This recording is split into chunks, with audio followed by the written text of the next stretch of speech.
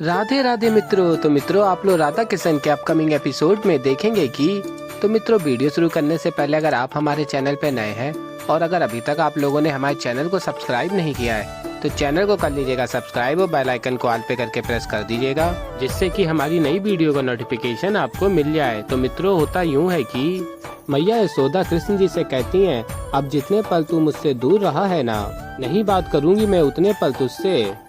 और फिर कृष्ण जी कहते हैं, नहीं मैया ऐसा मत कीजिए, मुझे क्षमा कर दीजिए। और फिर मैया यशोदा कहती हैं, किस किस को क्षमा करूं, सब एक से बढ़कर एक हैं। तू आया, मुझसे मिला नहीं, बल बिना बताए ही चला गया। और कहती हैं, माँ भोली होती है ना, तो संतान अनुचित लाभ उठाती ही है।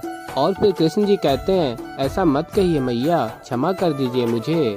और फिर यशोदा मैया कहती हैं, जा, बात नहीं करनी मुझे।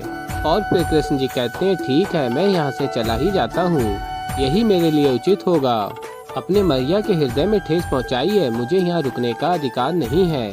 और फिर यशोदा मैया कहती हैं, अपनी मैया का दुलार लिए बिना ही चला जाएगा। और फिर यशोदा मैया कहती हैं, कान्हा, और कहती हैं, हे नारायण, ये मैंने क्या अनर्थ कर दिया, मैंने अपने कान्हा पे क्रोध किया। नहीं कान्हा, लौट आ लल्ला, तेरी मैया से भूल हो गई लल्ला, लौट आ। देख, मैंने तेरी पसंद का माखन बनाया है, तुझे माखन बहुत प्रिय है ना, ये माखन सिर्फ तू ही खाएगा, कौन खाएगा। और कान्हा लौट आ। और फिर आगे मित्रों आप लोग देखेंगे, कृष्ण जी कहते हैं, ना मैया से कोई भूल हो सकती है, ना कृष्ण अपनी मैया से मिले बिना कहीं जाने की भूल कर सकता है।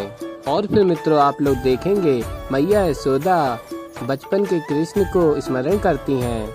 और फिर मित्रों आप लोग आगे देखेंगे कि मैया कृष्ण को प्रेम से गले लगा लेती हैं और कहती हैं, लल्ला, पुनः अपनी मैया के देह में प्राण फूंक दिए लल्ला, आने में इतना विलंब क्यों किया तूने, मैं कब से राह देख रही थी तेरी।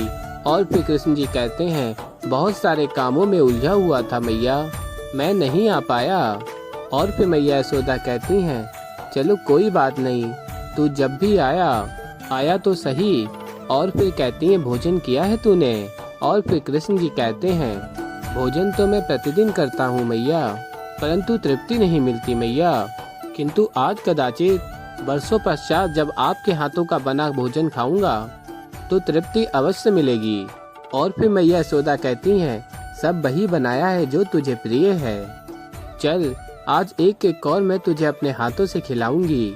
और फिर मित्रों आप लोग आगे देखेंगे, मैया यशोदा कृष्ण जी को प्रेम से भोजन खिलाती हैं और कृष्ण जी आनंद लेते हुए भोजन कर रहे होते हैं। और फिर मैया यशोदा कहती हैं, कान्हा एक बात ना कान खोल के सुन ले, इतनी शीघ्र तुझे जाने नहीं दूंगी मैं, तुझे यहाँ थोड़े दिन तो रुकना ही पड़ेगा।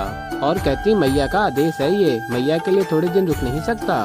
और फिर मैया यशोदा कहती हैं, ऐसे मुंह बना के क्या बैठा है, बोलता क्यों नहीं।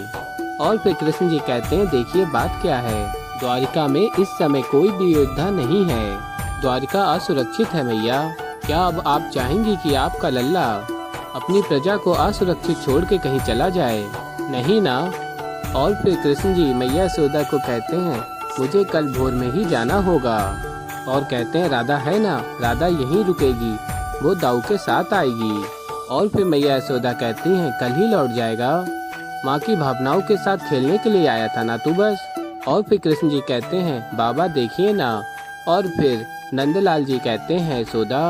और फिर तभी राधा कहती है, मैया ऐसा मत कहिए, कृष्ण उचित ही तो कह रहा है, वहाँ द्वारिका असुरक्षित है और पता नहीं दाऊ भी किस कार्य के लिए चले गए हैं। और फिर नंदलाल जी कहते हैं, हाँ यशोदा, अब हमारा कान्हा द्वारकाधीश है, इसके कुछ उत्तरदायित्व हैं जिसको निभाना आवश्यक है। और फिर मैया यशोदा कहती हैं, कान्हा लल्ला बलराम के आने की प्रतीक्षा भी नहीं करेगा क्या। और फिर कृष्ण जी कहते हैं, नहीं। और फिर मैया यशोदा कहती हैं, बलराम चला गया और कल कृष्ण भी चला जाएगा और फिर राधा भी, एक पल में इतना आनंद बरसा और एक पल में सब लुप्त हो जाएगा। और फिर कृष्ण जी कहते हैं, कुछ लुप्त नहीं होगा मैया, यहाँ देखिए, रोना बंद कीजिए और सोच के देखिए, भोर आने में सोचिए कितना समय है, और यदि हम एक एक क्षण जिएंगे सभी साथ तो सोचिए हमारे पास कितना समय है, हमारे पास लक्ष्य क्षण है मैया। और वैसे भी किसी को पता है कि बलराम दाऊ कब आने वाले हैं। और फिर मित्रों आप लोग आगे देखेंगे कि बलराम दाऊ ने असुर को अपने जाल में फांस लिया होता है और असुर को देखते हुए कहते हैं सबके सब इसी प्रकार से मूर्ख होते हैं। और फिर बलराम दाऊ अपने बल से असुर के ऊपर प्रहार करते हैं और फिर बलराम दाऊ कहते हैं अब ये यहाँ से भाग नहीं पाएगा और कहते हैं अपने बालकों से इस जाल पर दृष्टि रखना, जाने मत देना इसे। और फिर तभी असुर जाल से बाहर आ जाता है और आपस में युद्ध आरंभ हो जाता है। और फिर आगे आप लोग देखेंगे असुर कहता है बलराम दाऊ से मैं तुम्हें मार इसलिए नहीं रहा हूँ क्योंकि तुम्हें कृष्ण तक संदेश पहुँचाना है। मेरे धैर्य की परीक्षा मत लो, कृष्ण को शीघ्र बुलाओ। और फिर सभी का उस असुर को पकड़ने का प्रयत्न व्यर्थ हो जाता है और असुर वहां से चला जाता है। और फिर मित्रों आप लोग आगे देखेंगे कि निषाद कहता है ये असुरी जीव कहाँ गायब हो गया। और फिर तभी बलराम दाऊ कहते हैं तुम सब ठीक हो। और तभी निषाद कहता है जी पिताश्री। और फिर तभी बलराम दाऊ कहते हैं और यहाँ सब कुछ ठीक नहीं है, मेरे बनाए जाल को भेज सके इतना बल किसमें है, ये संभव कैसे है। और फिर कृष्ण जी स्मरण करते हैं और कहते हैं किसी को जाल में फंसाने के लिए किसी का जाल तोड़ना ही पड़ेगा दाऊ, मुझे क्षमा कर देना। और फिर आगे आप लोग देखेंगे कि कृष्ण जी कहते हैं मैया आप फिर से रो रही हैं, शांत हो जाइए ना। और फिर मैया यशोदा कहती हैं चल इतना तो कर दे, जब तक बलराम नहीं आ जाता तू यहाँ रुक जा, क्या इतना बैर है तेरा अपनी मैया से, तू चला जाएगा। और फिर कृष्ण जी कहते हैं ठीक है रुक जाता हूँ, जब तक दाऊ नहीं आ जाते मैं यहीं रुकता हूँ। और फिर मैया यशोदा कहती है प्रसन्न होके सच। और फिर कृष्ण जी कहते हैं हाँ। और फिर मैया यशोदा कहती हैं तू मान गया, इसमें तेरा कोई छल तो नहीं। और कहती हैं कहीं बलराम शीघ्र तो नहीं आने वाला। और फिर कृष्ण जी कहते हैं वो मुझे कैसे पता होगा, परंतु हाँ जब तक दाऊ नहीं आते मैं यहीं रहूँगा मैया के साथ। और फिर मैया यशोदा कहती हैं चल इतनी तो बात मानी अपनी मैया की। और फिर कृष्ण जी कहते हैं मैं मैया की हर बात मानूंगा, मैं यही रहूंगा वृंदावन में, वही कृष्ण बन के रहूंगा जिसे वृंदावन जानता है, जो मैया जानती हैं, जो बाबा जानते हैं, जो गोपियां जानती हैं, जो राधा जानती है। और फिर मित्रों आप लोग आगे देखेंगे कि बलराम दाऊ कहते हैं ये कैसे संभव है, ये असुर मेरे जाल को लांघ के कैसे जा सकता है, आज से पूर्व तो ऐसा कभी नहीं हुआ। और कहते हैं कहीं मुझसे तो कोई त्रुटि नहीं हुई है, ये जाल बनाने में कोई त्रुटि तो अवश्य हुई है। और फिर निषाद कहता है देखो ना पिताश्री को बहुत चिंता में है, और वो असुर वो भी तो जाल से भाग गया ना। और फिर शाम कहता है निषाद अब मुझे नहीं लगता कि वो असुर ताऊश्री के बस में है। और फिर प्रत्युम कहता है इस विषय में अब पिताश्री को ही बुलाना उचित रहेगा। और फिर आगे आप लोग देखेंगे शाम कहता है चलो अब चल के बात करते हैं।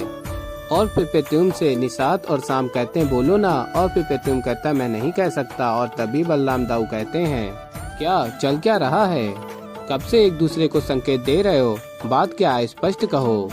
और फिर शाम कहता है वो ताऊश्री हम ये कहना चाह रहे थे कि देखा आपने वो असुर कितना शक्तिशाली है, और यदि उसे पिताश्री से ही भेंट करना है तो क्यों ना हम उससे। और फिर तभी बलराम दाऊ कहते हैं अच्छा मेरे यहाँ रहते कान्हा को बुलाओगे यहाँ। और कहते हैं मैं जब तक यहाँ हूँ तब तक उस असुर का पूर्ण उत्तरदायित्व मेरा है, और मैं भली भांति समझ रहा हूँ कि तुम तीनों के मन में चल क्या रहा है।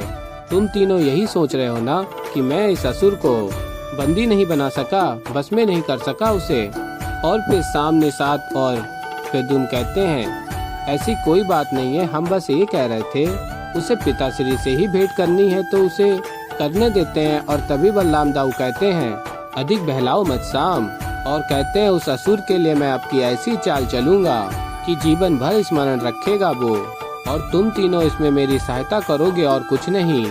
और फिर मित्रों आप लोग आगे देखेंगे कि कृष्ण जी स्मरण करते हैं और कहते हैं क्या बात है दाऊ, आपने हार नहीं मानी, अद्भुत, अब मैं कुछ और समय के लिए इस समस्या से मुक्त हो गया। और फिर आगे आप लोग देखेंगे राधा आ जाती हैं और कृष्ण जी से कहती हैं किससे बात कर रहे थे। और फिर कृष्ण जी कहते हैं मैं बात कर रहा हूँ वृंदावन की पवन से, वो पवन जो मुझे वृंदावन की हर एक बात की सूचना देती है। तो ऐसे ही मित्रों आगे और भी बहुत कुछ देखेंगे आप लोग। तो अभी के लिए इतना ही। वीडियो पसंद आई हो तो वीडियो को लाइक करें। मैं मिलता हूँ जल्दी एक नई वीडियो के साथ, तब तक के लिए राधे राधे।